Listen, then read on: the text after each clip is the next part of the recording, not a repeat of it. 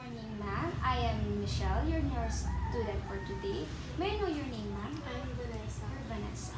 So, ma'am Vanessa, what we'll be doing today is to inspect, palpate, and to assess the parts of your head, your neck, and then your mouth for us to be able to cope up if there's any problem that could be assessed. So, now, the information that will be gathered from you will be safe.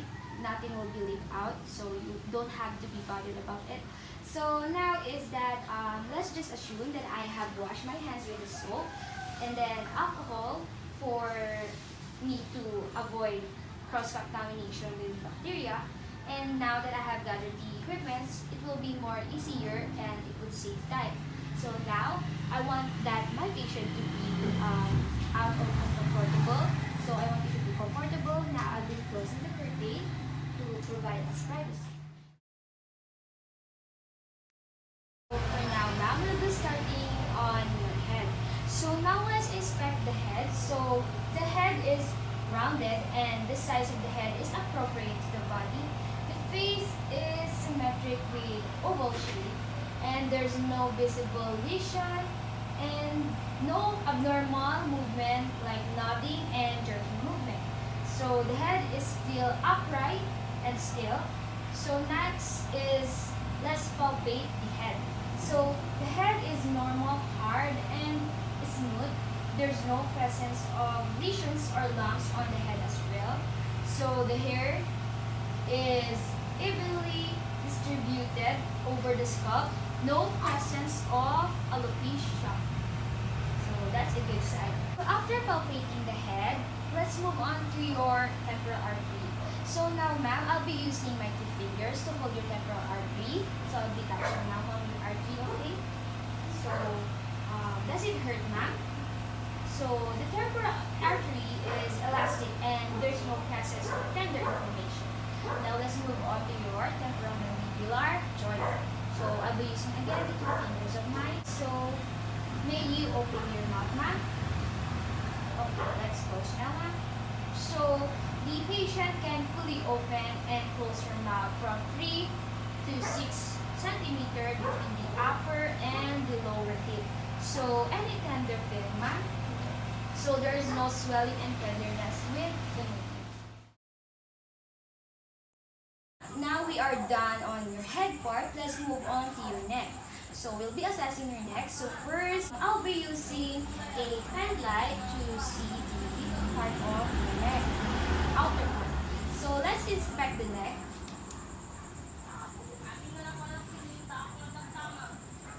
So the neck is symmetric with the head centered. There is no presence of lumps, bulging masses, or swelling. So now let's move on to inspect the movement of the neck structure. So how to do this is I have a water here. I have prepared a water and you will be swallowing it. And I'll be using my pen light to see on how you swallow it if it is in a good condition. So now, ma'am, okay, so I can see that the patient swallowed the thyroid, cartilage, and the cartilage move upward symmetrically. So there's no swelling and enlarged masses. So it's a good sign that you have no problem on your thyroid. So now let's inspect the cervical vertebrae. And I'll be asking you to move or flex your chin from your chest. So may you flex your chin to your. So the cervical 7 is visible and there's no swelling at all. So that's a good sign. So now we are done inspecting the cervical vertebrae. Now let's move on inspecting the range of motion. So what we'll be doing is you follow me, ma'am, as what I do. So now let's turn our head to this side and on the other side. And now let's touch the ear to the shoulder and on the other side too. From your chin to the chest and lift the chin up. So I can see that the movement of the neck is smooth and well controlled. So now, let's move on palpating the trachea. So I'll be using again my hands and I'll be touching your neck. Okay, ma'am? So, I can see that the trachea is in midline. There's no presence of pneumothorax and enlargement of thyroid lobe. So that is another good sign. So let's move on palpating the thyroid gland. I'll be using again my hands, ma'am. So the landmarks are positioned midline. The thyroid, I'll be asking you, ma'am, to swallow, and I'll be holding your left neck. Swallow, ma'am. Same on the other side. So the lobe of the thyroid feels smooth, rubbery, and free from nodule. So there's no problem at all. There's no need to perform auscultation to the patient since there's no sign of enlargement in thyroid gland. So that is a good sign that there's no problem on your thyroid. Now, what we'll be doing is to palpate the lymph nodes. So I'll be using my 2 fingers to palpate some parts of the nodes or the lymph nodes. So I'll be starting here.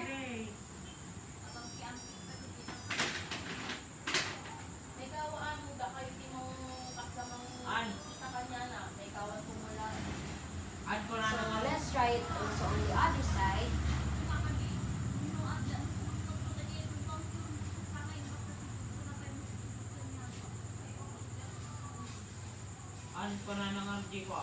So upon palpating the nodes, there's no swelling or enlargement and no presence of tenderness.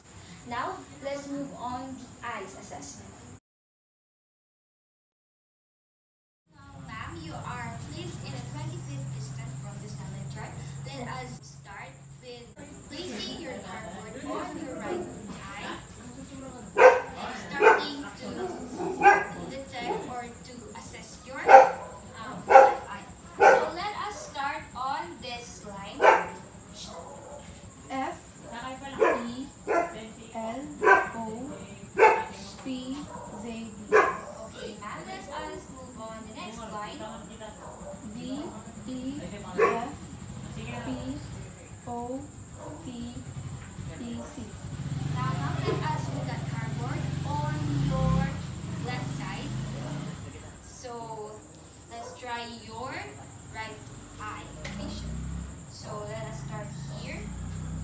F E L O P Z D. Okay, now let us move on the next line.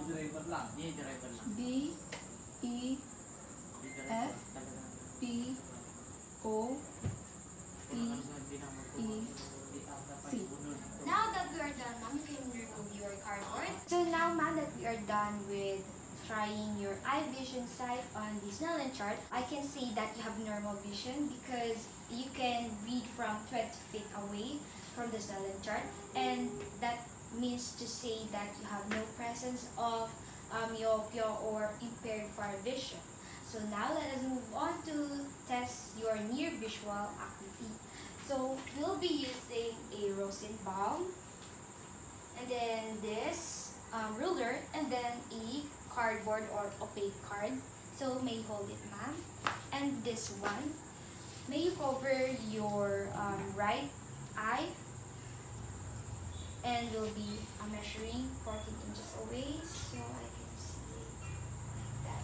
So I'll be asking you to read on this part, ma'am.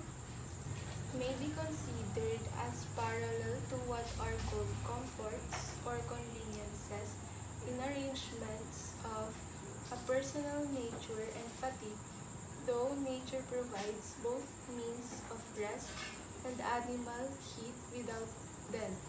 The true gentleman is. Now, ma'am, I want you to move your other cardboard to the other eye. Read this line, ma'am. May be considered as parallel to what are called comforts or conveniences in arrangements of a personal nature and fatigue, though nature provides both means of rest an animal he without them, the main gentleman.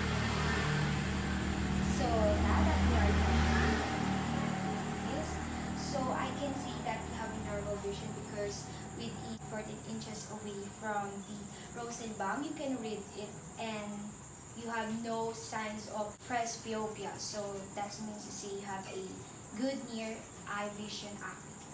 So now, ma'am, that we are done with the near visual acuity, let us move on with the visual fields for gross peripheral vision. So what we'll be doing is get two opaque cards or board, each one of us, and then I'll be using an object, this pen light. So what we'll be doing is to place your cardboard on your right eye, and then I'll be placing it on my left eye. So now, what we'll be doing is to not to focus on this, but just to focus on each other, avoid any eye movement. So now I'm gonna place this. Can you see it, ma'am?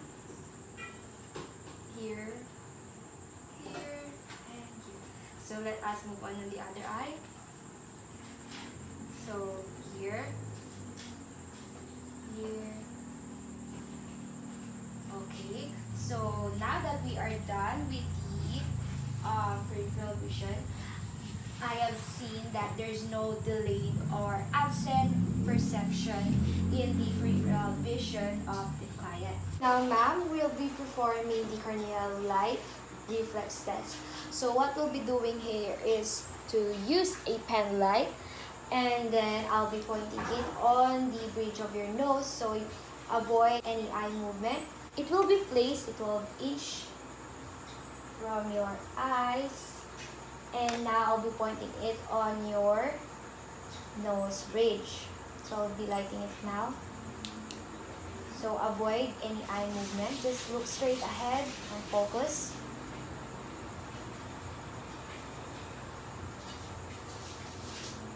So the reflection of light on the cornea is in the exact same spot on each eye, which indicates a parallel alignment.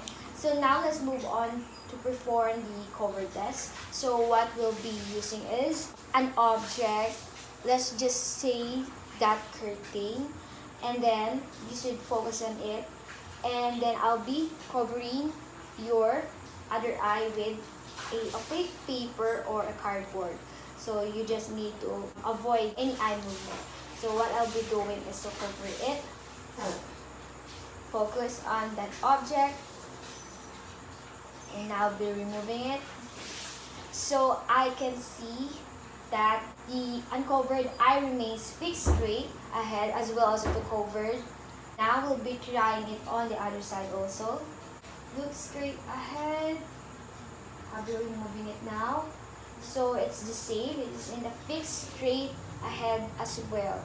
So now there is no abnormal findings like phoria or trophia and strabismus. So it's a good sign. Let's move on to the positions test. So what we'll be doing is to get an object. So I'm going to use this pen light as an object, and you need to focus it while I'm rotating it in a clockwise direction. So we'll be starting now on this side. So avoid moving your head, just the eyes, just following this object. So now let's start here, here, here, here, here, and then here. So your eyes are in a movement in smooth, which is in a symmetric throughout the 6 cardinal direction, and there's no abnormalities such as nystagmus. So now, ma'am, that we are done with the positions test, let's move on inspecting the eyelids and eyelashes. So now I'll be looking into your eyelids if there's any problem. So I'm going to inspect it. So the client's upper lid margin is between the upper margin of the iris and the pupil. So the lower lid margin rests on the lower border of the iris and then no white sclera is seen above or below the iris. So there's no signs of drooping. So let's move on assessing the ability of the eyelids to close. So may you close your eyes, ma'am? Okay. So the upper and the lower lids close easily and it meets completely when it is closed. So now let's move on to the position of the eyelids in comparison with the eyeballs. Let's inspect it first. So the lower eyelid is upright with no inward or outward turning, and the eyelashes are evenly distributed and curve outward along with the lid margins. So there's no sign of entropion or ectropion. Yes, there's no, so that's good. Now let's observe your eyelids if there's any redness or swelling. So may you close your eyes now. Okay. So I can see that there's no sign of redness or swelling or lesions on the skin of the both eyelids, upper and the lower eyelids. So now let's move on observing your eyes of the position and alignment of the eyeball in the eye socket. So now I'll be observing it. So I can see that the eyeballs are symmetrically aligned in the sockets. So there's no protrusion and sinking of the eyeballs. So next is let's inspect the bulbar conjunctiva and sclera. So now keep your head straight while looking from side to side. Okay, I can see that the bulbar conjunctiva is clear and moist and smooth, and the sclera is white and no conjunctivitis and jaundice present. Now that we're done inspecting the bulbar conjunctiva and the sclera, let's move on the palpebral conjunctiva. Now I'm going to use a glove. Now that I have put on my gloves, I'm going to pull your eyeball part. Kindly look up, ma'am. So, the lower and upper, look down now. The lower and upper palpebral conjunctiva are clear and free of swelling or lesions. So there's no presence of cyanosis. Let's move on the upper eyelid. Can I ask you first if you can lift your eyelid, ma'am, or if you want me to do it for you? I can do it. Okay, ma'am. Can you pull it up? So,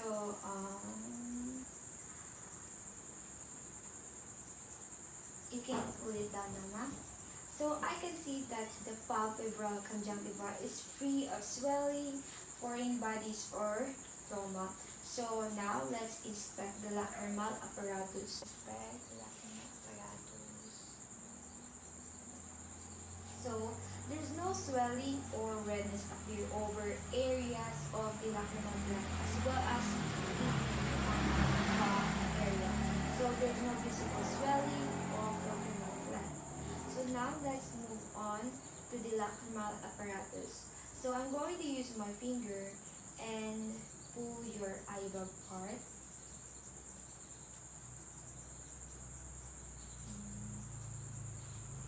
So there's no drainage from the tongue upon palpating the nasolacrimal duct.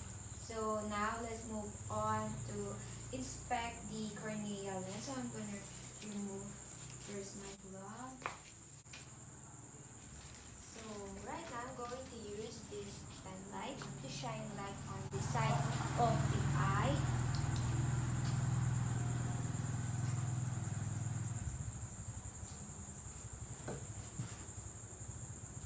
So the cornea is transparent with no opacities. The oblique view shows a smooth and overall moist surface. The lens is free of opacities. No signs of roughness or any signs that is not good. So now let's move on to inspect the iris and pupil. So now what are we going to do is to inspect the shape. I'll be using my pen light to see it more clearly.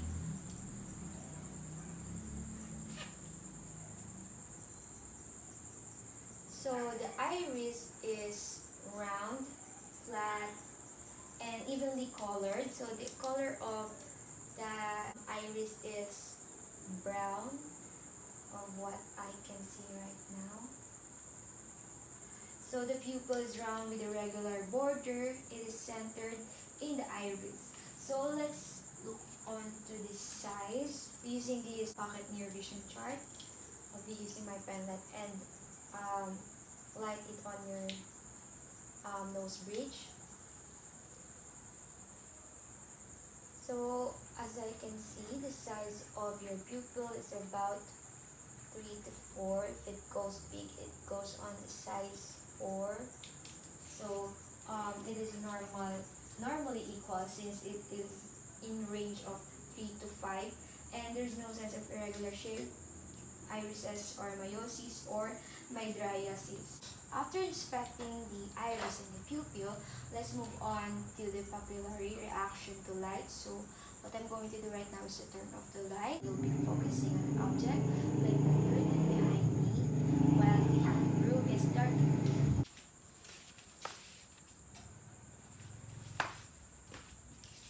And to see the papillary response,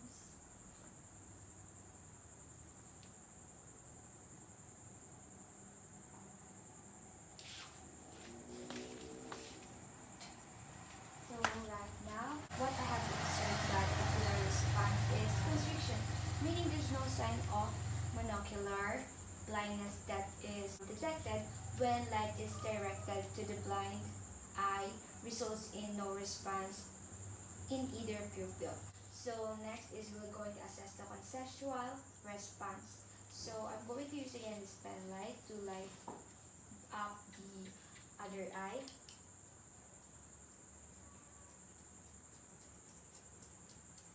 So the papillary response also is constriction, which is normal. No sign that pupils do not react at all to direct consensual papillary testing.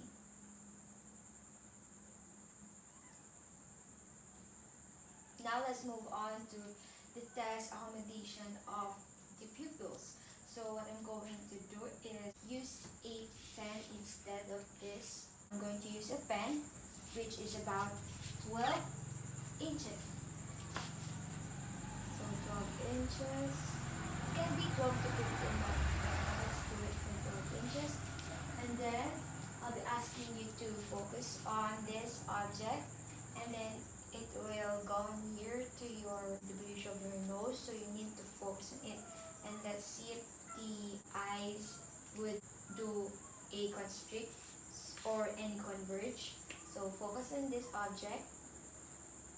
I'm going to light up to see it more clearly. Now look in this object.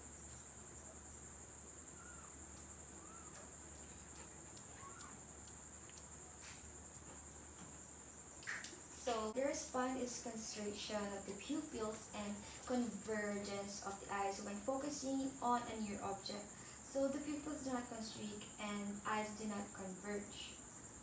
So that is the assessment for the eyes. Now that we are done with your eye assessment, let us move on to your ear. So first we are going to inspect the auricle, the tragus, and the lobule. So now we are going to measure your ears. So usually the size of the ears should be 4 to 10 centimeters. So we are going to use this ruler to measure it. Now I can see that you have a 6 centimeter. So I can see that you have a normal ear, which means to say that you have a normal size of ear. So the earlobes are attached, well attached, and there are no malalay or low centers that is seen. So now the auricle. So we are going to palpate the auricle. And now the tragus. And then the mastoid process. Is there any tender while touching the parts of it? So there are no painful auricle or tragus associated with objects external and no tender over the mastoid process. So now ma'am will be performing the whisper test. So what I want you to do is to hover your this side of the ear, and then I'll be on this side 2 feet away from you, and then I'll be whispering a 2-syllable word, football, football. And then the other side, may you place your other hand, football, football.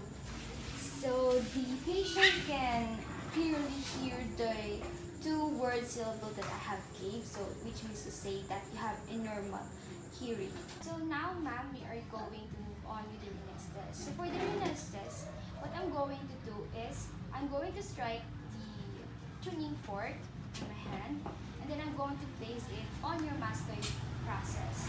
And this is called the air conduction when it is placed here. And then I'm going to move after seconds here, and this is called the bone conduction. So it is must that the air conduction is much better to hear than the bone conduction. So we could say that you have normal hearing. So now I'm going to strike the tuning fork on my hand. I'm going to, which is better, the air conduction or the bone conduction? The air conduction. So it means to say that you have a good hearing. There's no problem with your ears. And now we are going to move on with the Roberts test. Now that we are done with the Nines test, let us move on to Roberts test.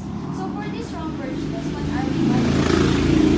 We are going to stand up within 20 seconds, and within that 20 seconds, you should not fall. So may you stand, ma'am? So, you're going to stand, your feet together should be like this, and then your hands on the side, and then straight. I'll be asking you to close your eyes for 20 seconds. I'm going to count. You should not fall or do any necessary movements. So, close your eyes, ma'am. Let us start. 1, 2, 3, 19, 20. You may open your eyes now. Now you can see. So, as I have observed, you can maintain your position for 20 seconds. So, there are no vestibular disorder or loss of balance. So, that is a good finding. Now that we are done with the ear assessment, let us move on the mouth and the throat assessment. So now, ma'am, I'll be using a alcohol to prevent contamination since you will be sucking your mouth. So lesser session that I have used soap again, and then a alcohol to prevent bacteria. So now I'll be using a gloves.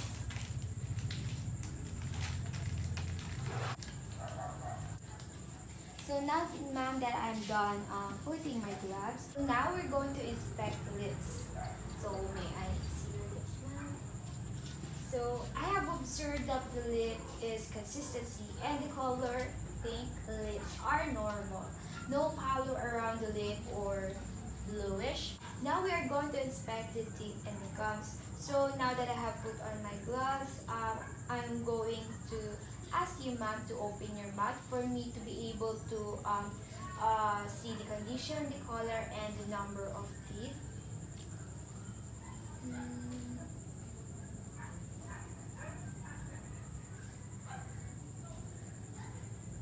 So you may close it now, ma'am.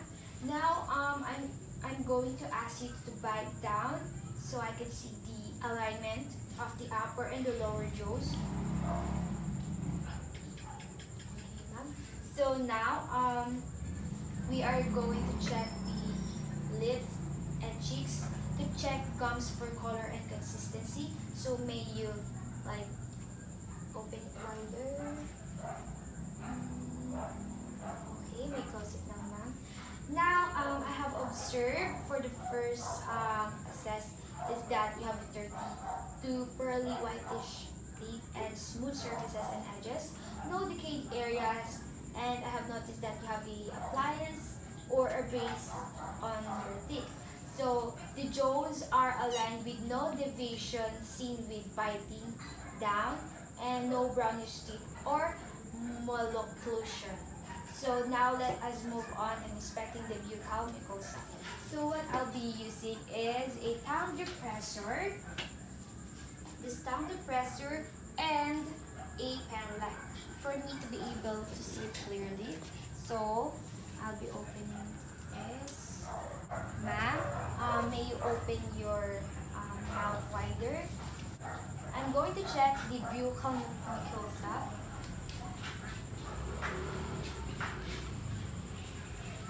Okay, so the buccal mucosa that I have observed it is clean, and then the tissue is smooth and moist. There are no lesions at all. No signs of leukoplakia, whitish, hair-like patches, or copic spots. So that is a good sign. Now let us move on to inspect and palpate the tongue. So what I want you to do is stick out your tongue out, ma'am.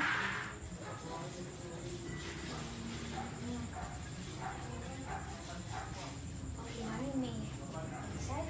So I will inspect the color, which is pink, the moist, and a moderate size between ocular lesions. There are no lesions are found.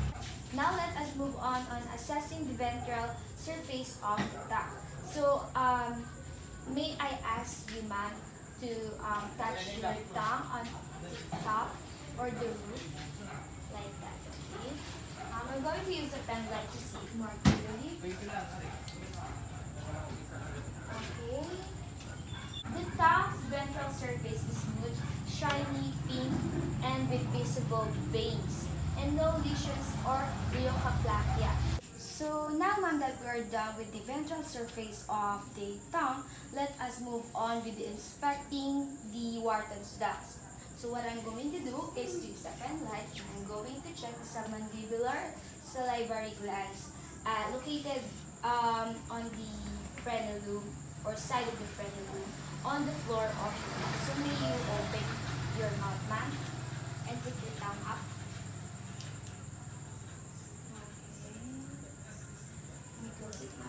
So the frenulum is midline. Wharton ducts are visible with salivary flow. It also has no swelling, redness, or pain. So now let us move on observing the size of the tongue. So now what I'm going to use is a guise or gaius to hold the tongue. And I'm going to use a pen light to observe it. So may you put out your tongue, wider the opening of your mouth, ma'am.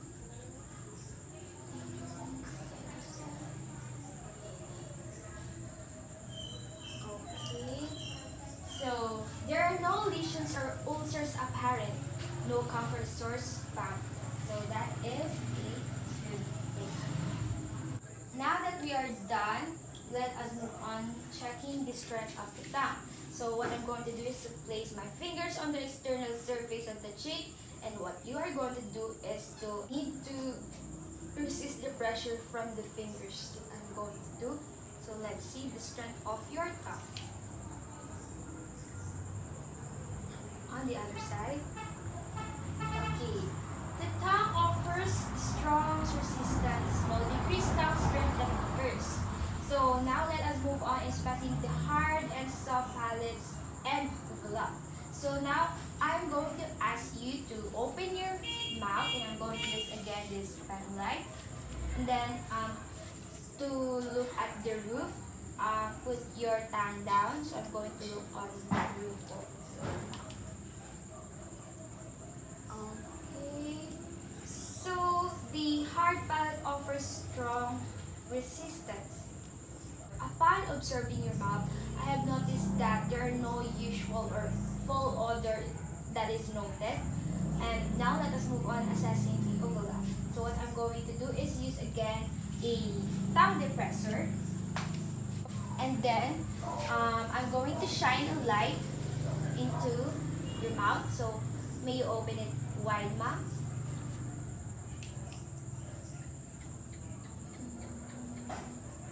Okay. So the uvula is fleshy, solid structure that has really in the midline, so no redness or exudates from uvula. So now let us move on inspecting the tonsil. So I'm still going to use this tongue depressor. Then I want you to open again your mouth wide.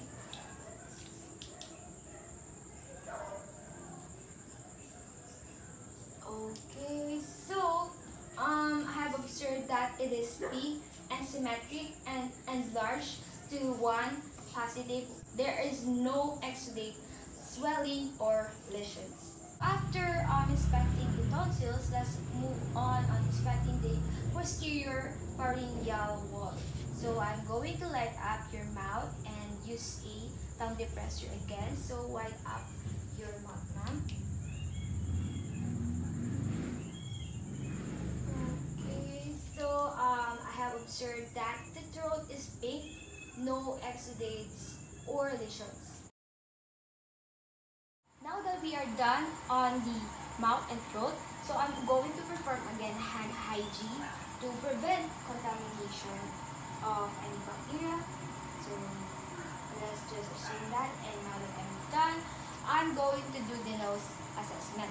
So what we are going to do first is inspect and palpate the external nose. So I'm going to touch your nose, the external part. So I'm going to touch. Is there any tenderness, ma'am? Tenderness feeling? Okay. The nasal structure is smooth, symmetric, and there's no tenderness. So let us move on checking the patency of airflow through the nose ribs. So ma'am, I want you to cover your right part of the nose and inhale, exhale. Okay, so do it with the other part. Inhale, exhale. So now I want you to not cover the other side of the nose and exhale, inhale and exhale now. Inhale, exhale. So you were able to sneak through each nostril while other is occluded. And even if it's not occluded, you can breathe freely. So now let's move on inspecting the internal nose. So I'm going to use a pen light for you to be able to see clearly. So I want you to tilt your head back for me to be able to see. The nasal mucosa is dark pink, moist, and free of exudate. So the nasal septum is intact and free of ulcers. So let me check. Okay. The turbinates are dark pink, moist, and free of lesions. No signs of swollen and pale pink in the nasal mucosa. So now let us move on the cyanosis. So for this, we are going to palpate the cyanosis. So I'm going to use my thumb and to press it above your eyebrow. So I'm going to ask you if there's any tenderness feeling. Okay, so let's move on to your maxillary. Is there any tender feeling? So the frontal and the maxillary cyanosis are not tender to palpation and no crepitus is evident. So now that we are done, we are going to check or to percuss the cyanosis. So I'm going to tap your frontal cyanosis and see if there's any tender feeling. Is there any tender feeling? Okay. Next, we are going to try it also on the auxiliary. Is there any tender feeling? No. So, the cyanosis are not tender on percussion. So now, ma'am, we are done with all the assessment, the head, the eyes, the ears, the mouth and throat, the nose, and the cyanosis also. So I have observed that everything was normal. There were no problems at all. It was all normal findings, and it is a good sign that you have a good physical health. So all the gathered information that I have done is will be safe. Nothing will be legal, just like what I have said at the beginning. So you don't need to be bothered about that. So if you have any problems, just please feel free to contact us and come to our hospital for you to be assessed again if there is problem. So that will be all. Thank you.